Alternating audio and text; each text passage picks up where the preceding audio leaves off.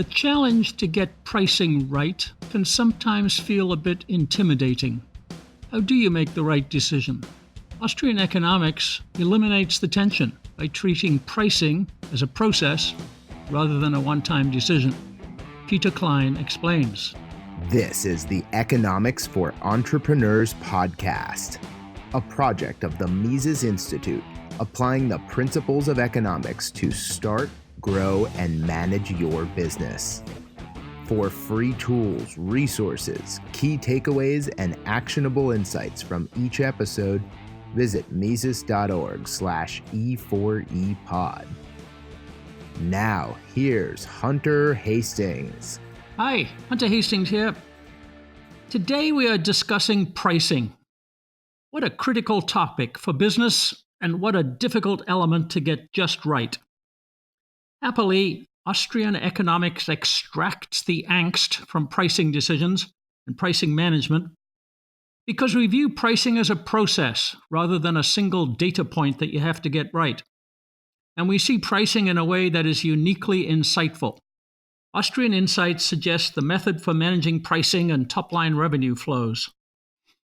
First, we know who sets the price. That's the consumer, for final consumption goods. And the Austrian principle is that the consumer sets the price for all the intermediate goods and services in the production chain, because they're all determined by their contribution to the final consumer price. All intermediate prices are set by supply and demand in the ultimate service of the final consumer and the price they are willing to pay. Willingness to pay means they won't refrain from buying. The consumer's willingness to pay is based on subjective value, the dollars they're willing to exchange for an experience they believe is worth more than holding on to the dollars they expend, or more than an alternative use of those dollars. Subjective value varies a lot, contextually, situationally, with location, with time, and with how the consumer is feeling amidst all these variables. Consider 12 ounces of Coca-Cola. In the supermarket on a Thursday morning, a shopper might be willing to pay 45 cents for it in a bottle that comes in an 8-pack at room temperature, or 42 cents if it comes in a can in a 6-pack at room temperature, or $2 if it comes out of a refrigerated vending machine in a hotel vending room on a warm night in Auburn, Alabama, or $4 if it comes as part of a big fountain beverage serving at a football game. So what is the consumer willing to pay for 12 ounces of Coca-Cola? It depends. What's the value of 12 ounces of Coca-Cola? It depends. What's the price of 12 ounces of Coca-Cola? It depends. When the consumer is evaluating the purchase, he or she might use price per ounce as their value benchmark, comparing the price of 1 ounce in a 6-pack and 1 ounce delivered in a 24-pack, and finding that the price per ounce is lower for the larger size package, choose to buy 24 cans. She spends more dollars, but her cost per ounce realization feels like more value. How does the Coca-Cola company know all this? How does it get pricing right? Austrians call it a process of discovery. We'll ask Peter Klein in a second how that might work, and how it might work to an entrepreneur's advantage. There are several major implications of price discovery for business. The first is attitudinal. Don't worry about price or fret about trying to raise prices. Find a starting point and then proceed in 2 directions. One is to calculate and manage your costs so that the price you have discovered yields a profit, and specifically an improving profit because you're always working to reduce costs. Another is to find those contexts and situations and moments where the consumer willingness to pay is higher. We'll try to find a couple of examples in our conversation. This all suggests that pricing, like all of economics, is a process. We'll try to give you some pointers to visualize how the process unfolds and how you can act to find new knowledge at various points that will help you in your goals for cash flow and profit. You're familiar with Peter Klein on Economics for Entrepreneurs podcast by now. Peter is professor of entrepreneurship at Baylor University's Hankamer School of Business. He's also senior research fellow at Baylor's Bohr Center for Entrepreneurship and Free Enterprise. He is expert in the field of transaction costs and organization, and his book titled Organizing Entrepreneurial Judgment is definitive. Peter, hello. Hi, Hunter. How are you today? I'm terrific. Thanks for joining us again on Economics for Entrepreneurs. No, it's my pleasure to be with you as always. We're talking about pricing today, and we're talking about pricing for entrepreneurs and pricing for products and services. It's a critical area of management. It's fundamental, obviously, to generating revenues, to cash flows, and to making transactions at all. You've got to find the price for a transaction. It can be quite intimidating. It's certainly a place where there's lots of uncertainty. But I've promised our listeners in the preamble that thinking like an Austrian can take away a lot of tension. So that's our goal today. So I agree with that. Good. Let's see if we can do that. Let's start by defining what a price is, Peter. Let's start with a definition. What is a price? Sure. Well, before I answer the question, I would just remark you're so right about how fundamental pricing is to our thinking about markets and economic interactions and profits and so forth. In fact, an older term for economics that many of the Austrians used was the term price theory. So economics is really a theory about prices because prices are so fundamental to sort of understanding what we do in a market, and market activity is typically manifest in prices. It's a really fundamental concept for all of us. So simple definition of a price is you can think of a price as the rate at which we exchange one thing for another. Right. So even in an economy without a monetary system, an old-fashioned barter economy, Robinson Crusoe and his island engaging in exchange with Friday. If Robinson Crusoe catches fish and Friday is collecting coconuts that have fallen to the ground, and they agree that they will exchange, one fish for two coconuts. Well, we can think of that as a price, right? We could say, the price of a fish is two coconuts, or the price of a coconut is one half of a fish. It just the price simply describes the rate at which we exchange one kind of a thing for another. And because economics is fundamentally about exchange, people exchanging goods and services for other goods and services, including money as one of the goods or services that you can trade things for. Pricing really sets sort of the terms within which we interact and make ourselves better off through commercial activity. So there's a couple of things to unpack there, Peter, I think. One is that that price occurs for a single transaction, and it doesn't necessarily mean that the next time coconuts are exchanged for fish or for money, that the price is the same. Is that correct? It's a one-time transaction. That's exactly right. I mean, so if, I stopped in Starbucks this morning on my way into work, and I purchased a coffee for, say it's $3 or whatever. I mean, I gave up $3 out of my pocket, or in my case, electronically out of an app, right, in exchange for a cup of hot coffee with things in it.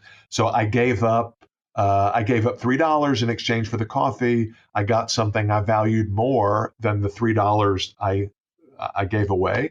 And for Starbucks, it's the reverse, right? They obtained $3, which was more valuable to Starbucks than the value of the cup of coffee that was exchanged. So we each got something we valued more in exchange for something we valued less, and that $3 was sort of the terms of trade.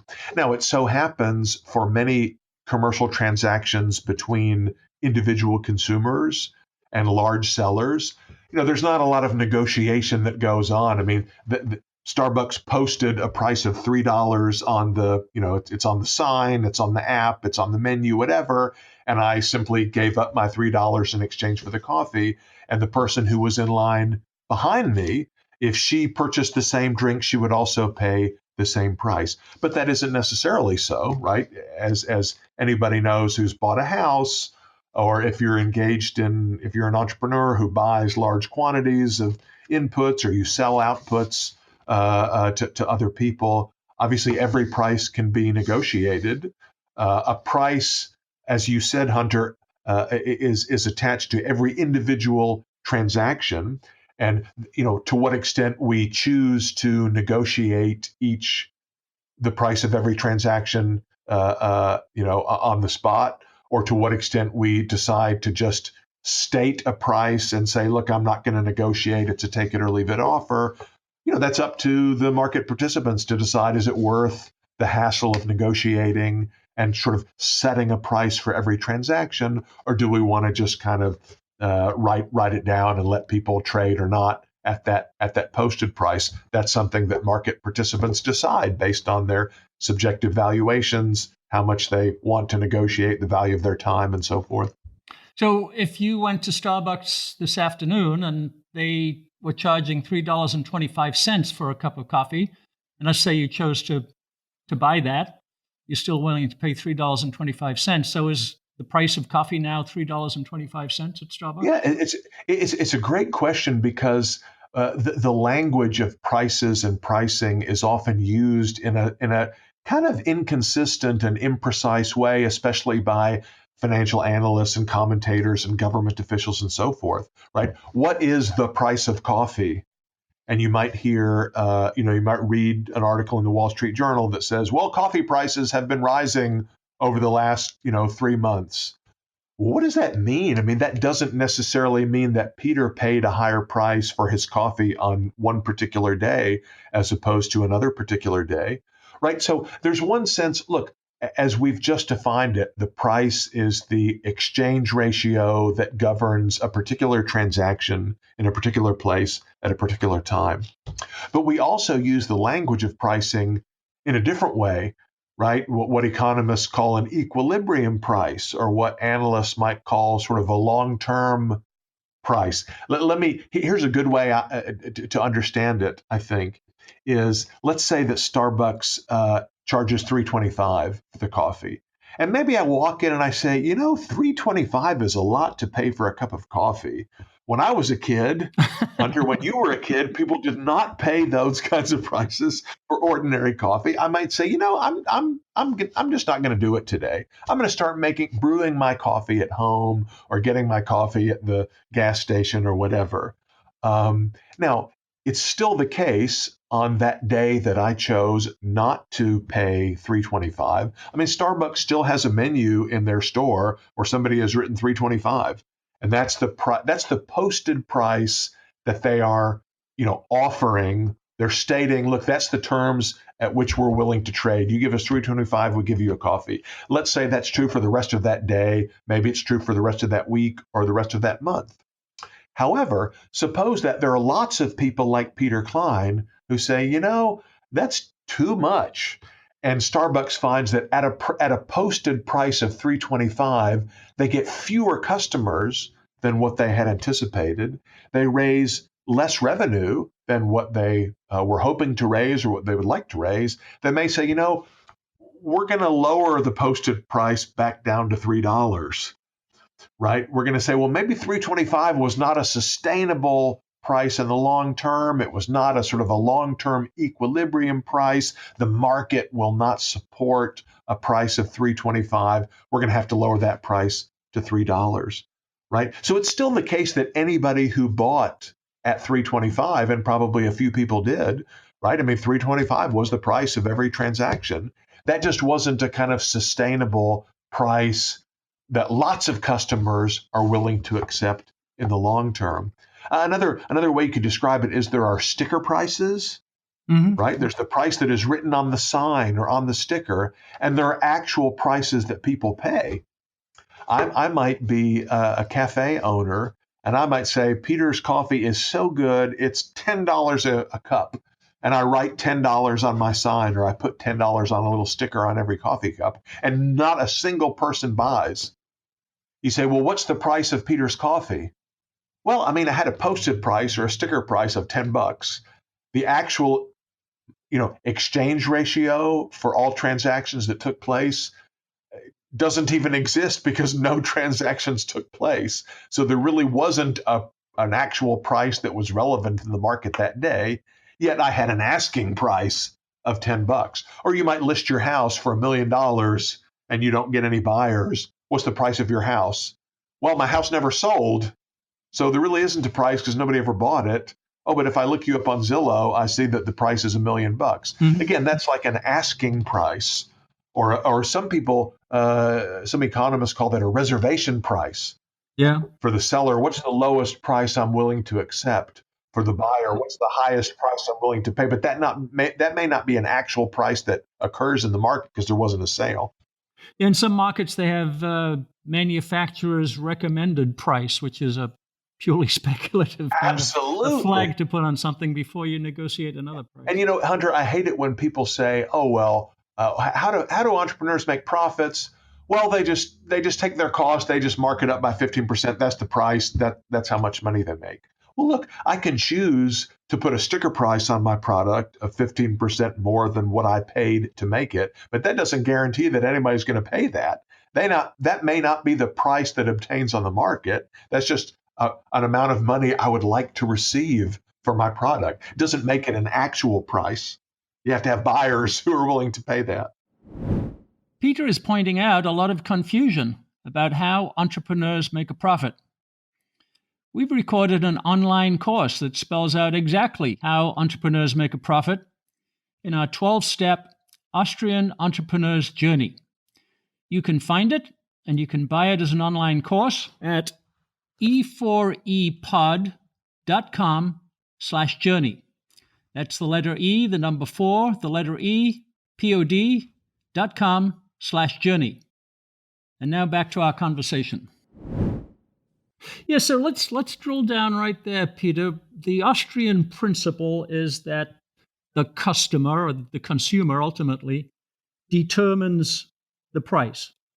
So tell us about that, how that works in theory and how that works in real life.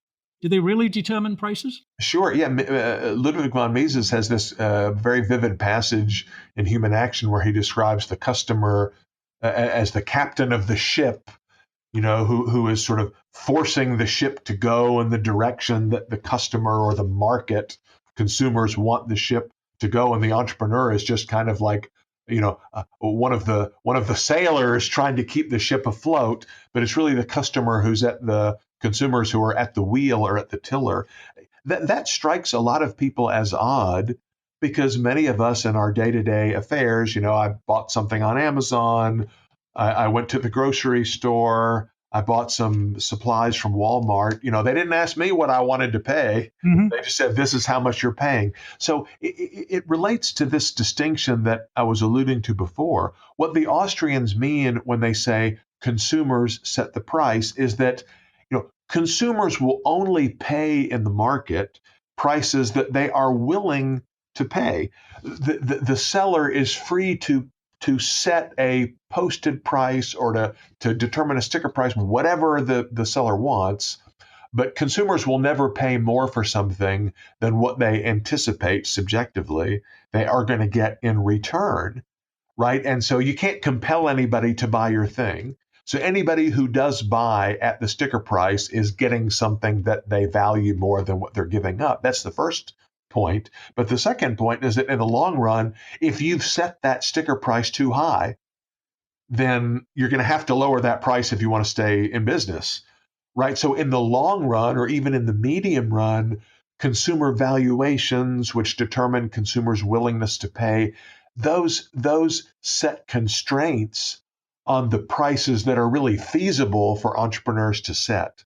So yeah, it's not the case that consumers literally moment by moment are dictating to the seller what price to write on the sign. That's not the argument. But in the long run, consumers will only buy what they are willing to buy. And if consumers really love something, then sellers can increase the price, the posted price, and still sell.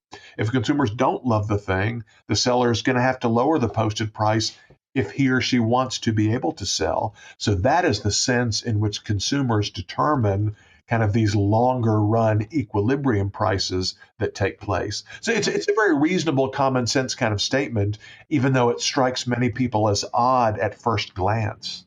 Yeah, so they determine prices in a long-term adjustment in a competitive market.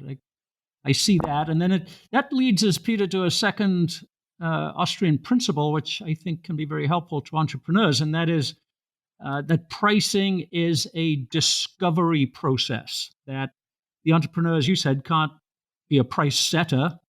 There may be a price taker, although we can debate that, but you've got to discover the price that the buyer is willing to pay. So tell us about the discovery process, how that might work.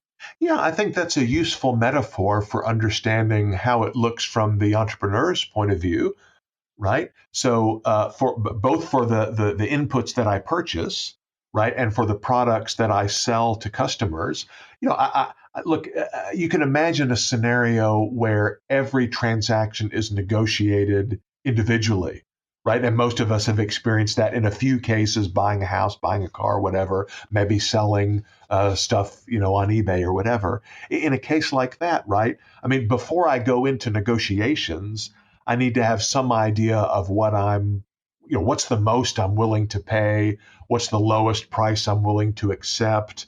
And that may be determined by a host of factors, right? Is this a perishable good? If I don't sell it today, I can't sell it ever. Well, that's going to make me less strict on price than if it's a thing that I can hold on to and maybe sell tomorrow if nobody's willing to pay what I want to get for it today. But I've got to be kind of flexible and make some adjustments on that score. So let's say I go in with some idea of what I would like prices to be. At what point am I going to say, oh, well, in that case, I'm just going to go home, right? That I've got to set. I have to have some idea of that before I go into negotiations. What happens at the end of those negotiations? Well, I mean, anybody who's ever been in a negotiation can tell you, you don't know when you're going in exactly how it's kind of going to come out. It depends on the negotiating skill of the various partners, and conditions may change throughout the day. And if I get a price that is within my acceptable range, that's the price I pay. I go home. Okay, what about the entrepreneur putting sticker prices on my product?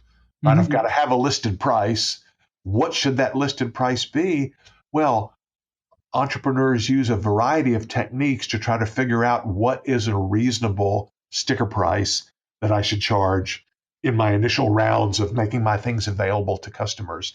How do I determine that? Well, I've got my own past experience, maybe selling a related product. I could look out there and see what people who are already selling a comparable product are asking for it. I can pay a market research firm to do some surveys or to do some interviews with customers, put some focus groups together, try to come up with a reasonable price. But Hunter, at the end of the day, I've just got to put my price out there in the market and see what happens. Right? I put my stickers on the thing. I say, I want $2.50. Keep my fingers crossed and see what happens, right? And if everybody loves my thing and I'm selling out every day I'm selling out within a few hours, that tells me, gee, maybe I set the price a little bit too low. I could have gone even higher. And then I experiment the next opportunity to increase the price. I charge a little bit more and see what happens. And as long as I can sell, I'm happy. If I'm not selling, I think, gee, the price may be too high. Or in the digital age, I could put 50 prices out there and see which one gets the most customer response, right? Absolutely. And maybe I can engage in what they call price discrimination, right? Maybe I can set different prices for different types of customers. I could have one price for my online customers. I could have another price for retail customers. I could have one price for people who want to buy in advance. I could have another price for people who walk in on the spot. There's all kinds of creative things I can do. But what economists mean when they use this metaphor of discovery, they mean, the price that will ultimately sell as many of these products as I want, that will give me the highest level of profit that I think I can obtain.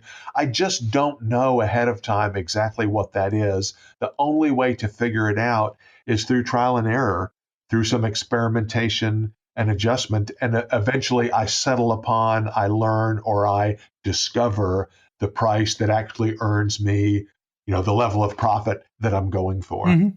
But we seem to talk a lot about products naturally, but a lot of our listeners who are entrepreneurs are selling services, and maybe they're selling B2B services, or maybe they are SaaS entrepreneurs, software as a service. Um, how should they go about discovering the marketplace price when perhaps you're negotiating with one B2B customer at a time who's got some policies about cost per hour or something like that?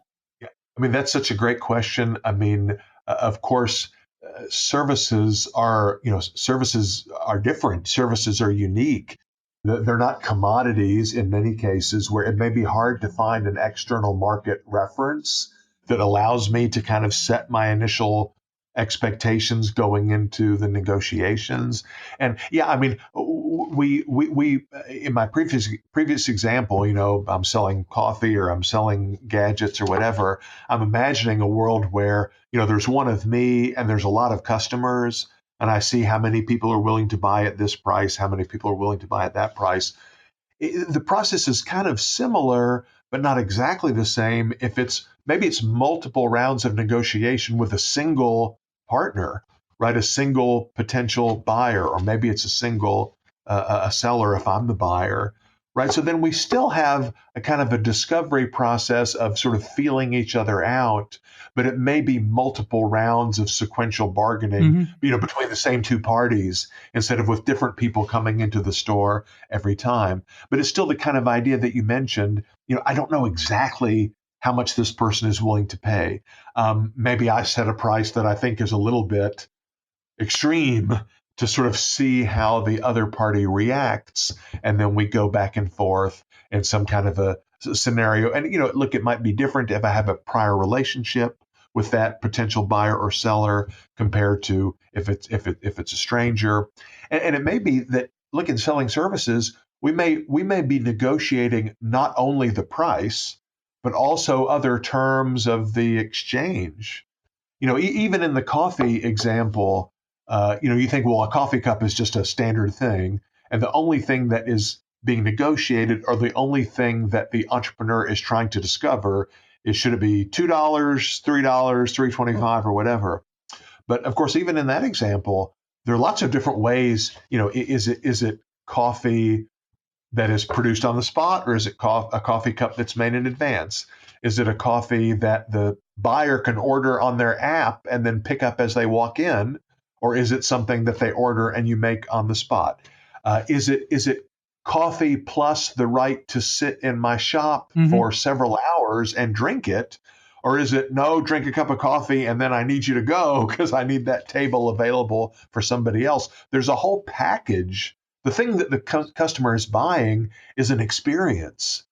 It's maybe it's a relationship. It's a whole bunch of stuff in addition to a thing and a price. And all of those things, all of the elements of that package have to be discovered. And of course, if you're selling software as a service, or you're selling a consulting project to a particular buyer, yeah, of course you're negotiating over the price, but you're also negotiating over all of the other terms. And you have to discover kind of an equilibrium bundle of attributes, including price, but all the other attributes as well. Right.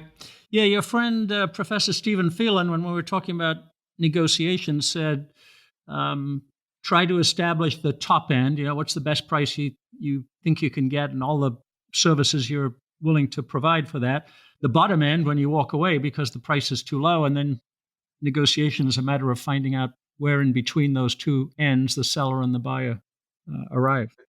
Exactly right. And there are also kind of there's a particular context in which the negotiation takes place. The appropriate rules for engaging in this discovery process, the norms may be different from culture to culture, from marketplace to marketplace, in different industries and so forth. And obviously, you want to be familiar with the appropriate practices. You don't want to engage in some kind of a negotiation tactic as part of this discovery process that the other party thinks is inappropriate, and maybe that turns off your potential buyer or seller where they don't want to participate anymore. And people who have anyone who's done business in different countries, knows that sometimes common practices and standards and norms can vary widely from country to country. And obviously, you want to engage in the discovery process within those kind of acceptable boundaries.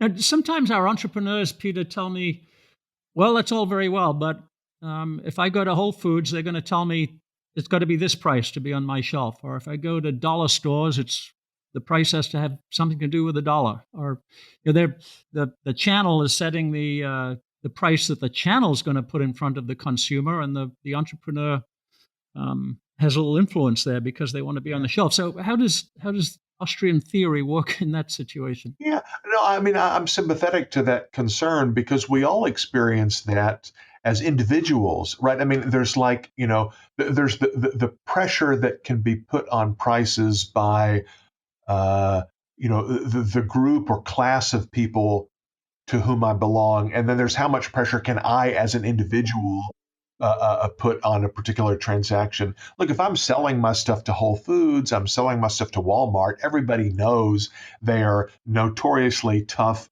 bargainers. And probably I need that shelf space for my business to be successful more than Whole Foods or Walmart's needs my product on the shelf for their businesses to be viable. So there's kind of an asymmetry of bargaining power there, Mm-hmm. right, with me as an individual. And probably, it may be that they make me a kind of a take it or leave it offer. And unfortunately, I've got to decide, am I going to take it or am I going to leave it? I mean, yeah, I don't, nobody wants to be in that situation, right? I'd prefer to be in the situation where I can kind of be on a more equal footing with my trading partner. But look, that's the nature of life. That isn't always the case. Again, just as as a consumer, when I go to Walmart and buy a tube of toothpaste, I just am not in I'm not in a position as an individual buyer to put pressure on Walmart to lower the price of toothpaste. Doesn't that prove that Mises is wrong when he describes the consumers as the captain of the ship? Mm-hmm. I mean, no, it doesn't, because look, if all of us as consumers, if tens of us, hundreds of us, thousands of us say, hey, Walmart, we're not paying that price for toothpaste, Walmart is going to have to lower that price. I mean, Peter Klein as an individual is not in a position to make that happen, but a whole bunch of Peter Kleins acting together certainly are in a position to make that happen. And so, yeah, I mean, the world is not always the way I would like it to be. I wish I could tell Walmart what to do, but the fact that I can't, it's not a violation of my freedom. It doesn't mean I'm sort of forced to accept the price that Walmart demands. It feels like that sometimes. And look, if I've got to have toothpaste right at that moment and I'm in a small town and Walmart's the only merchant in town, yeah, it kind of feels like I'm kind of compelled. Likewise, if I'm an entrepreneur, I've got a product and I feel like, gosh, if I can't get this thing in Whole Foods, my business is going to fail. I sort of feel like I'm at the mercy of Whole Foods, and I understand and I'm sympathetic Yeah. to that kind of Maybe, sympathetic that psychological feeling. But if we look at it, if we analyze it, no, it's really not the case that I'm forced to take the price that Whole Foods gives me, because I could choose not to do it. I could choose to go into another line of yeah, business. maybe I'm buying. That's the price I'm paying for buying shelf space at Whole Foods. Absolutely. And Hunter, there's, by the way, an interesting point that relates, it's on my mind because I'm engaged in a research project that relates to this. There are cases where, sort of smaller buyers or smaller sellers can actually organize themselves, on a voluntary market basis into kind of like a bargaining co-op or some kind of a coalition to try to explicitly put more pressure on sellers. I mean, a good example is, some of the sort of open source software Mm-hmm. and peer-to-peer sharing platforms. I mean, you can look at the history of some open source projects and software as a way of, computer users or software consumers saying, look, we don't like paying the prices that Microsoft is charging for its proprietary products. We don't like what, some other, we don't like what Oracle is charging for its proprietary software. Let's come up with our own free and open shareable equivalent Right. that not only is useful to us, but actually puts downward pressure on the prices charged by Microsoft, Oracle, and so forth. So there's nothing in a free market that prevents smaller buyers or sellers from trying to get together and maybe in an organized way come up with an alternative product or try to bargain with a large firm to get a better deal. Yeah, good point. So another aspect of transactions is promotions and discounts, Peter. So we've talked about setting a price or discovering a price, but then there's $2 off, or offer closes at midnight, or summer sale, or those kinds of things. Should we think about that as pricing from the entrepreneur's point of view, or is it a different economic activity entirely? It's a different kind of incentive. How do you look at that? No, I think that is a great example of the sort of richness and variety and even complexity of the pricing process, right? So just as a cup of coffee isn't a cup of coffee isn't a cup of coffee, because there's also how long did you have to wait in line to get it, and how pleasant was the environment in which you purchased it, and so forth. All of those things form a package. That's the consumer is purchasing that package in exchange for the price. Likewise, pricing can have a lot of variety and complexity to it, with things like discounts and special offers, coupons, promotions. So, as I said earlier in the talk, because I stop at Starbucks from time to time, I have the Starbucks app on my phone, and I get some kind of bonus points. There's a rewards program, right? I get points or stars every time I purchase something from Starbucks, and when I've accumulated a certain amount of those loyalty points, I can cash them in for a free drink or for a discount or whatever. That is a tactic, a very creative and clever tactic that lots of sellers use to try to encourage repeat purchases and loyalty on the part of customers, right? It's good for the merchant because it makes the customer more likely on the margin to choose your product rather than someone else's product. I mean, the airline industry, of course, is extremely skilled at using frequent flyer programs to Mm-hmm. sort of get people, sort of lock in loyal customers, which makes those customers less price sensitive than they otherwise would be, right? So the seller can actually choose a higher can succeed with a higher price when you have loyal customers or less price sensitive customers than you can with other customers. Offering discounts. Hunter, I don't know about you. You're a young man, but I am not too far from the days of getting those wonderful senior citizen discounts, from certain kinds of sellers, and I plan to take advantage of those whenever I can. Mine have arrived already, Peter. That's again a very clever and creative tactic by merchants who say, look, some senior citizens, retirees, maybe they're not working full time, or maybe they're not working at all. They have more time to shop around. They're likely to be more price sensitive. So I'm going to give them a special deal. I'm going to say going to the movies costs less for you than it costs for a busy working professional, because we know the busy working professional, if he or she wants to go to the movies, they're not going to compare the price of every movie theater in town. Here's the movie I want to see. Here's the time it's showing that works for me. I'm just going to pay whatever price is offered. Whereas a senior citizen may say, no, I could choose to go to the movies on a different day.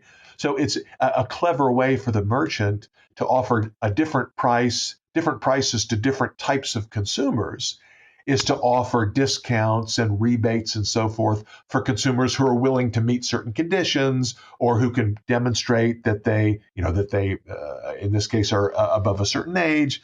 Maybe coupons allow merchants to give a better price to people who are willing to take the time to collect coupons and use them. People who are less price sensitive because they're busy, or maybe they're extremely wealthy, they just don't care. Why give them a discount? They'll pay the higher price. And the way they demonstrate that is by showing that they're not willing to take the time to go seek out discounts and rebate. Mm-hmm. Yeah, so that's pricing with a different objective than a single transaction. That's pricing with the objective of multiple purchases, or as you Yeah. say, loyalty, that I mean, kind look, of thing. the seller wants to get the best deal out of every possible buyer, and of course, the buyer wants to get the best deal out of every possible seller. On the buyer side, we use comparison shopping and search engines and all kinds of things to try to get good prices. The seller wants to use information about potential buyers to get the best possible price out of every buyer. Hunter, a concept that maybe we should have mentioned before, but it's worth mentioning now. There's a technical term that economists use, and entrepreneurs may or may not use this particular terminology, but it's useful for thinking about. This technical term that economists use is called elasticity. Hmm. Economists refer to the elasticity of demand for a particular product. That's just a fancy way of saying how price sensitive are the buyers of this particular product. So we say, if we say the demand for my product is highly elastic, what that means is if I try to increase the price, a lot of buyers are going to walk away. Buyers are really sensitive to the price, so I probably want to keep my prices low for this particular product.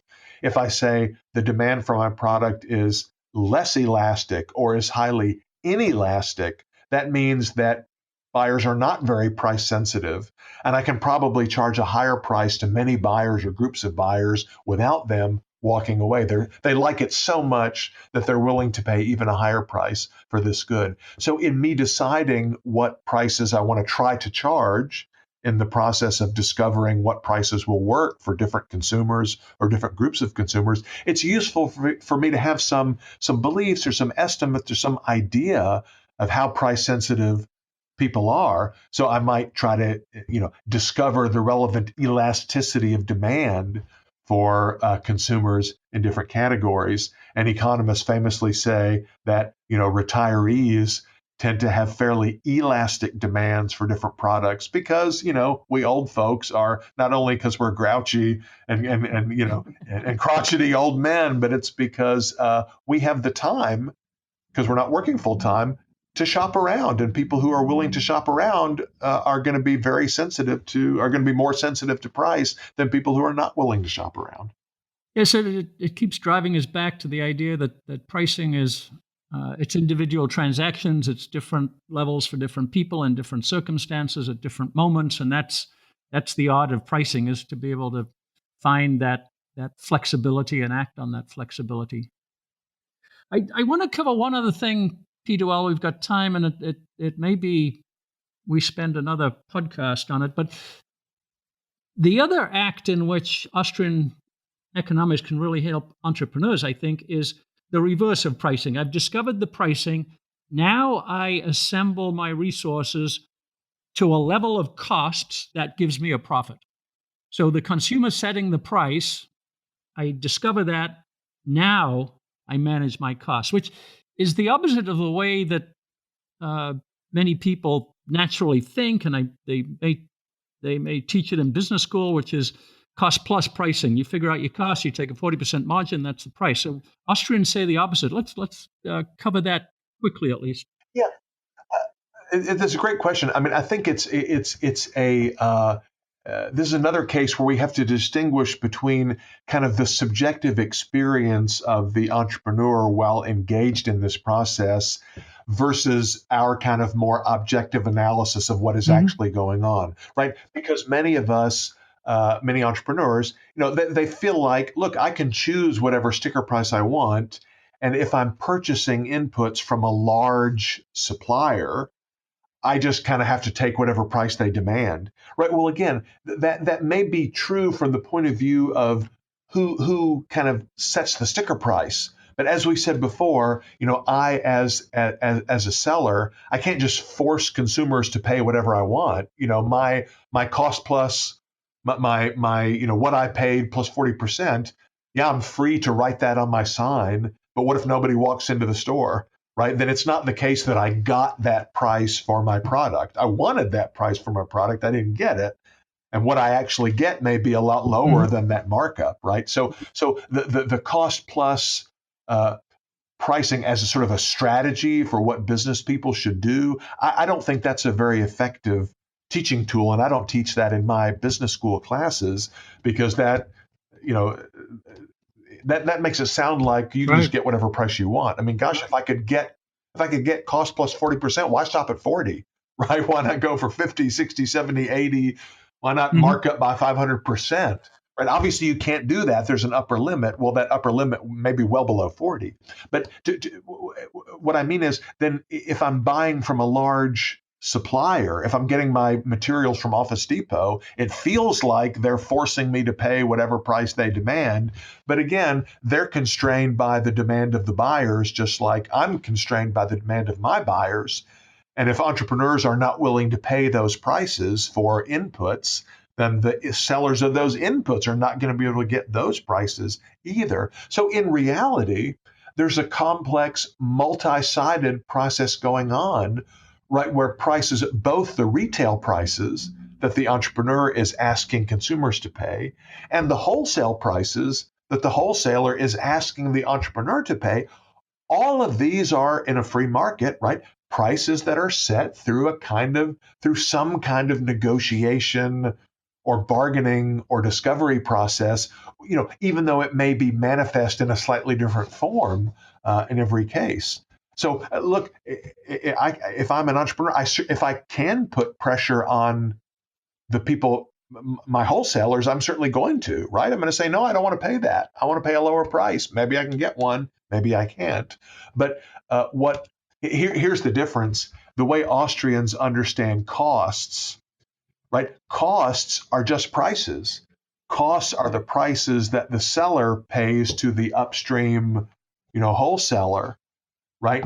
Well, we call them costs from an accounting point of view, but they're not just sort of fixed or given to me by some exogenous force. They're the result of some kind of a bargaining procedure on the market for inputs. There's a market for inputs, just like there's a market for outputs. And the process that determines the equilibrium prices of those outputs, that same process works for determining the prices that are actually paid for the inputs. It just doesn't always appear that way on the surface if we're a small buyer, buying from a large seller. Right. So that's a fascinating way to look at it, actually. So the consumer determines prices, we've said, and then the entrepreneur who's in the center of the supply chain is going to determine the prices to the extent that he or she can upstream from themselves by the same process. And Yeah, that's exactly right. And there's a famous, the Austrian School of Economics, one of its famous historic contributions is clarifying the relationship between prices in terms of consumer valuations and the sort of costs that are paid on the market, right? The classical economists like Adam Smith and David Ricardo, despite their many wonderful insights into the market system, they had a mistaken view of the relationship between costs and price. They thought that the costs that firms have to pay are what determine the prices that obtain in the market for consumer goods and services. Again, because they had a kind of a cost plus mentality.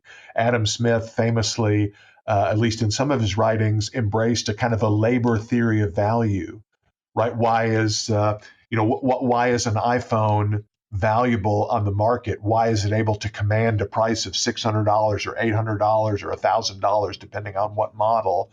Well, it must be because it has a lot of really valuable stuff in it, right? It has rare minerals that are inside it and a lot of high-tech equipment, and it takes a lot of skilled labor to put it together, and none of those things are cheap.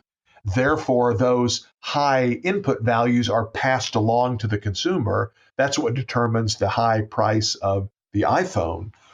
The Austrian economists said, no, that's got it backwards, Mhm. right? So, back in the days of Blackberries, which was not that long ago, right? I mean, a Blackberry is also expensive to produce, right? Just Mhm. as expensive maybe as an iPhone, but a BlackBerry in 2019 does not command a very high price on the market. There are some of them that are still being manufactured, right? But they don't command a very high price, even though they also have skilled labor and rare minerals and so forth that go in them. Why? Because the consumers don't like that kind of device. Consumers have chosen iOS devices and Android devices, and they have walked away from other kinds of handheld electronic gadgets that are also expensive to produce. So the Austrians said, look, really the causal chain is the other way around. It's because consumers really value having a smartphone in their pocket, because consumers are willing to pay a high price for that device. Therefore, those values are kind of imputed backward to the values of the rare minerals and the skilled labor and so forth that goes into producing them. Karl Menger, the founder of the Austrian school, had a great example of this using a 19th century illustration. That was the tobacco industry. Menger said, "Is it true that cigars and cigarettes and pipe tobacco are expensive? They have high prices because the land on which tobacco leaves are grown is very productive and therefore costly land." Menger says no. Menger says, imagine a world in which all of a sudden people decide they don't want to smoke. In fact, someone like Karl Menger would probably shocked. He would be shocked by the 2019 world in terms of how little smoking there is, right? But suppose that, for health reasons or whatever, all of us decide, we just don't like tobacco anymore. What's going to happen to the price of tobacco leaves? Well, if nobody's willing to buy cigarettes or e-cigarettes or cigars or pipe tobacco, that's going to, the wholesale price of tobacco leaves is going to plummet, right? Well, I mean, who's going to want to pay money for a tobacco leaf? You can't make it into anything that somebody will be willing to buy. Yeah. So the price of tobacco leaves is going to fall. What's going to happen to the labor? Specialized tobacco workers, the value of their labor is going to fall. Their wages and salaries are going to go down. What's going to happen to farmland that can only be used to grow tobacco and nothing else? Well, its price is going to fall, maybe even to zero if it can't be used for anything else, and nobody wants to smoke tobacco. So Menger said it's the value of the consumer good that determines the prices that will be paid for the factors of production that go into making it, not that the value of the factors is pushed forward somehow onto the prices of the consumer goods. Yeah. So that's the sense in which consumer valuation ultimately determines everything, the wages and salaries that you and I get, the values that land trades for in the land market, the prices of machines and capital goods. It's how valuable is the stuff those things can be used to produce. That's what determines the value on the market of those things. Yeah, and there's another way in the modern age of digital innovation, Peter, that that Austrian idea of managing the costs or the prices in the supply chain is changing, and that's the management of channel costs. So I'm vaguely familiar with the wine industry, and I see developments there where perhaps the discovered price for a particular brand of good wine is $50. The consumer is willing to pay that price. To get that to a wholesaler and then to a retailer, the winemaker may have to pay $30 for those services, for Right. warehouse distribution, retail distribution. Now, in this day and age, I can do it through direct to consumer, and I don't have to pay that $30. Now, I've got a little bit of UPS costs and that kind of thing, but it's not much. I've just tremendously lowered my costs and increased my profit with the same consumer price of $50 for the bottle of wine. So Absolutely. And of course, the challenge for me in that case is if other wine sellers discover that they can use the same channel reduction strategy that I used, they might start offering their wine to the consumer for 45, right? And so, right? it's competition among entrepreneurs that keeps prices within sort of a reasonable range from the consumer's point of view. Again, it goes back to this idea of cost plus. The fact that I can try to charge a 40% markup doesn't mean that I can get it, not only because consumers may not like the product enough, but because other sellers who are willing to accept a lower markup just undercut me, right? So there's competition among entrepreneurs, just as there is competition among buyers for the services of those entrepreneurs. There's competition among wholesalers for the goods and services that they sell to entrepreneurs and so forth. So what we Austrians mean by a competitive market system is which throughout the whole value chain from beginning to end, anybody is free to give it a shot, to try to buy or to try to sell. It doesn't guarantee that they'll be successful, but they're free to enter or exit, to try their hand at any aspect of buying and selling. And we allow people to work out these things, voluntarily. The prices that emerge from those voluntary, collaborative, and competitive processes, those are the prices that the entrepreneur uses for making decisions, and those are the prices that we economists are trying to explain. Right, and they're historical, right, Peter? The only prices we know are historical prices. It's something that happened in the past. What happens in the future is to be determined. Exactly. And so as an entrepreneur, and this goes back to conversations that we've had previously about how to understand the entrepreneur, I know the prices that people paid in the past for goods and services like mine. I know the prices that maybe I or other entrepreneurs paid to our wholesalers in the past. What are the prices going to be tomorrow? Well, hey, that's up to me. I don't just take those as given by nature. It's not like what's the high temperature going to be tomorrow. I'm an active participant, either directly or indirectly, in the process of figuring out what the prices will be on both sides, on all sides of the transactions going forward. So entrepreneurs shouldn't listen to any data or give any credence to any data that talks about price levels, price trends, anything that's an aggregate, right? Every transaction is one that they should be managing and analyzing and preparing for, and weighing up the possibilities.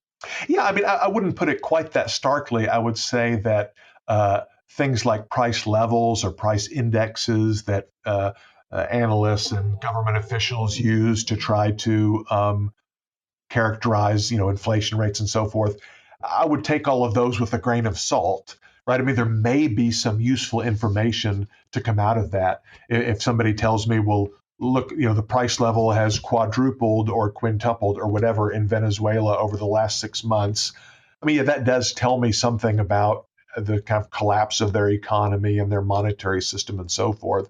But as an entrepreneur, no, you don't want to use a price level forecast or a price level, even price level data of the past as kind of ironclad, guides to behavior. First of all, because any index is just that. It's an average, it's noisy, there's some arbitrary choices that going into calculating the index and so forth, but also because, as any investor knows, past performance is no guarantee of future results. So, knowing the prices that a particular type of consumer on average typically paid for a good or service like this in the last year. Yeah, I mean, that's useful information. That is data that I, as an entrepreneur, can use in trying to exercise judgment about what will work in the future. But it's not like I can just blindly follow some simple formula, right? I've still got to use my my intuition and my interpretation and my judgment to figure out what's going to work in the future. Good. Well, thank you, Peter. We'll try and summarize this in one of our knowledge graphics, which we give away at mises.org/E4E. And we covered a lot. We covered consumers setting prices. We talked about price discovery. We talked about how the entrepreneur can be active in setting their upstream prices through negotiation. And we talked about prices being relevant to individual transactions, but only one and only historically. So I hope we've been helpful to entrepreneurs. As always, thank you for the great questions and for the very effective summary that you gave just now. But this is a great topic, and there's a lot of good literature on this topic, and be happy to help with some pointers for further reading that our listeners might enjoy. Good. Is there anything that you can mention now, or is it something that we should post on our podcast page? Yeah, I think there's some things that we can, it's maybe best to have some references, some links to articles that we can post on the website. There are rules of thumb and guides for how to engage in pricing. And there are also some good readings on how to understand or interpret the pricing environment around us that many of our readers will find helpful. So we'll get